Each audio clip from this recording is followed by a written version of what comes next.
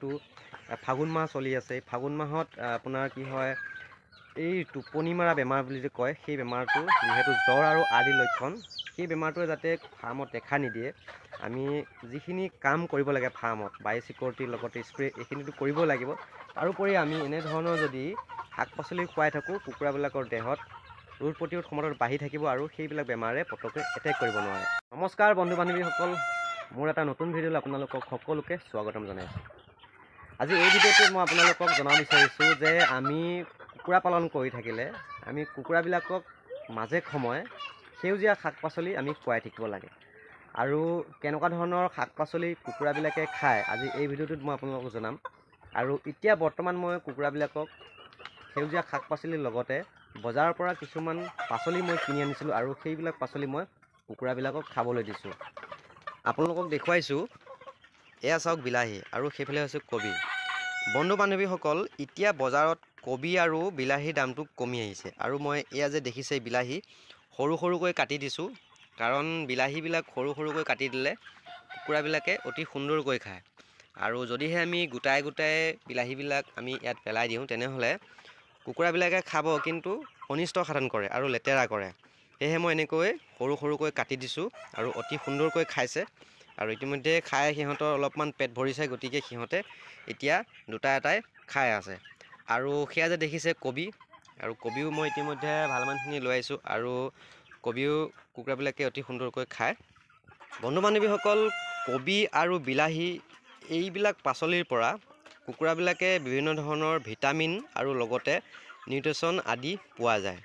সেয়েহে আমি কুকুৰাবিলাকক মাজে সময়ে আমি এনেকৈ বিলাহী, কবি, কিছুমান শাক পাচলি যেনে ধৰি লওক আপোনাৰ পালেং শাক বজাৰত পোৱা যায়, আৰু আপোনাৰ আলু বা আপোনাৰ গাজৰ, এনেধৰণৰ পাচলিবিলাক আমি কুকুৰাবিলাকক খুৱাব পাৰোঁ। আৰু ঘৰতে আমাৰ ওচৰে পাঁজৰে আমি যেনে কলপাত, তেনেধৰণৰ কলপাতবিলাকো আমি কুকুৰাক খাব দিব পাৰোঁ। এনেবোৰ শাক পাচলি যদি আমি কুকুৰাবিলাকক খুৱাই থাকোঁ, কুকুৰাবিলাকৰ দেহত ৰোগ প্ৰতিৰোধ ক্ষমতাটো অধিককৈ বাঢ়ি থাকে। আৰু যেতিয়া কুকুৰাবিলাকৰ দেহত ৰোগ আৰু প্ৰতিৰোধ ক্ষমতাটো বাঢ়ি থাকিব, কুকুৰাবিলাকে সেই বেমাৰৰ লগত, যিবিলাক বেমাৰ বৰ্তমান সময়ত আহি আছে, সেইবিলাক বেমাৰৰ লগত যুঁজিব পাৰে আৰু পটককৈ কুকুৰাৰ দেহত বেমাৰে বা বীজাণুৱে বা ভাইৰাছে আক্ৰমণ কৰিব নোৱাৰে।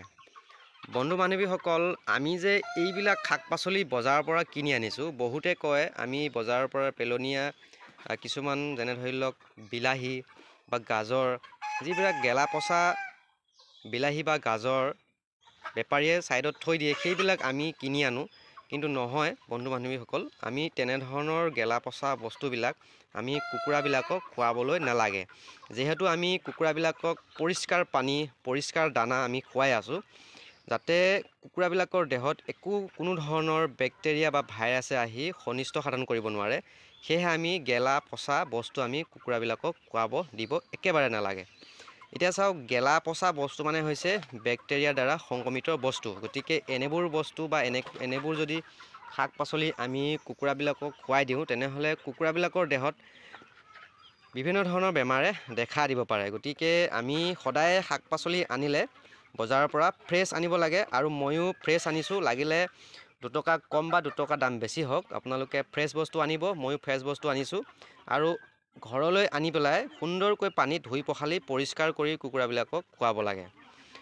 বন্ধু বান্ধৱীসকল, মই এতিয়া দেখিছে আপোনালোকক মই দেখুৱাইছোঁ, মই এনেকৈ বিলাহী আৰু কবি আৰু কলপাত আৰু লগতে আপোনাৰ গাহৰি লতা বুলি কয়, এনেধৰণৰ শাক পাচলি মই বৰ্তমান এতিয়া কুকুৰাবিলাকক খুৱাই আছোঁ। আৰু এইবিলাক শাক পাচলি খুৱাই থাকিলে কুকুৰাবিলাকৰ দেহৰ ৰোগ আৰু প্ৰতিৰোধ ক্ষমতাটো একেবাৰে বাঢ়ি থাকে। আৰু এতিয়া সময় আপোনাৰ যিহেতু ফাগুন মাহ চলি আছে, এই ফাগুন মাহত আপোনাৰ কি হয়, এই টোপনি মৰা বেমাৰ বুলি যে কয়, সেই বেমাৰটো যিহেতু জ্বৰ আৰু আদি লক্ষণ, সেই বেমাৰটোৱে যাতে ফাৰ্মত দেখা নিদিয়ে, আমি যিখিনি কাম কৰিব লাগে ফাৰ্মত, বায়ু চিকিউৰিটিৰ লগতে স্প্ৰে এইখিনিতো কৰিবই লাগিব। তাৰোপৰি আমি এনেধৰণৰ যদি শাক পাচলি খুৱাই থাকোঁ, কুকুৰাবিলাকৰ দেহত ৰোগ প্ৰতিৰোধ ক্ষমতাটো বাঢ়ি থাকিব আৰু সেইবিলাক বেমাৰে পটককৈ এটেক কৰিব নোৱাৰে। আৰু লগতে সিহঁতে ভিটামিন পায় আৰু সিহঁতৰ গ্ৰোথ, শৰীৰ বিকাশত মানে সিহঁতৰ সহায় হয়। এনেধৰণৰ শাক পাচলি খাবলৈ দিওঁ, আমাৰ খৰচৰ শিতানটো কমি আহে।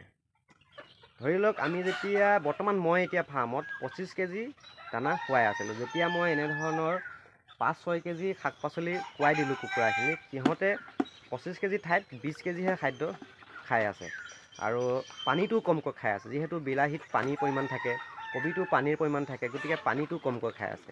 আৰু দানা আৰু পানী যদি কম খাই থাকে সেইটো বেমাৰৰ লক্ষণ। কিন্তু আমি যদি শাক পাচলি খুৱাই থাকোঁ তেনেহ'লে আমি ভাবিব নালাগিব যে কুকুৰাখিনিৰ কিবা প্ৰব্লেম হৈছে নেকি। গতিকে আজি তথ্যটো এইখিনি আছিল, আপোনালোকক মই দেখুৱালোঁ আৰু মই কি শাক পাচলি খুৱাই আছোঁ সেইখিনি জনালোঁ। গতিকে আপোনালোকে এনেধৰণৰ শাক পাচলি বজাৰৰ পৰা কম দামত ভাল বস্তু মানে ভাল পাচলি কিনি আনি কুকুৰাবিলাকক খুৱাব আৰু কুকুৰাবিলাকৰ গ্ৰোথ আহাত মানে শৰীৰ বিকাশত সিহঁতৰ সুবিধা হ'ব। গতিকে আপোনালোকে এনেধৰণৰ শাক পাচলি খুৱাব বুলি আশা থাকিল আৰু আজি ভিডিঅ'টো এইখিনিয়ে আছিলে। যদি মোৰ ভিডিঅ'টোৰ পৰা কিবা আপোনালোকে উপকৃত হৈছোঁ বুলি ভাবে তেনেহ'লে মোৰ চেনেলটো আগুৱাই যোৱাত সহায় কৰিব। আৰু আজিলৈ ইমানতে ভিডিঅ'টো সামৰিলোঁ। বাই বাই, ধন্যবাদ।